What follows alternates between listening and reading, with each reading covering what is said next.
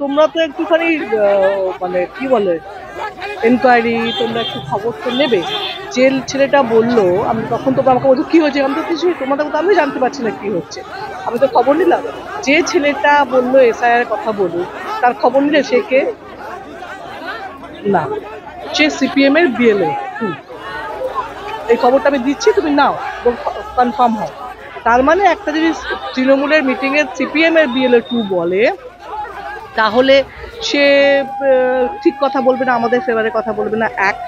দ্বিতীয়ত, যে মহিলাটি গাড়ির সামনে পড়ছে তার ভিডিও তুমি আমার থেকে নিয়ে নিও। প্রত্যেকটা মিটিং এ বিজেপির সঙ্গে দাঁড়িয়ে আছে, বিজেপির মিটিং এ ধুবসার সঙ্গে দাঁড়িয়ে আছে, বিজেপি মিটিং এ ও আর ওর ছেলে আছে, তার মানে সে আমাদের দলের নয়, তাই না? থার্ড, আর একজন ছিল সে বিজেপি বিএলও 2।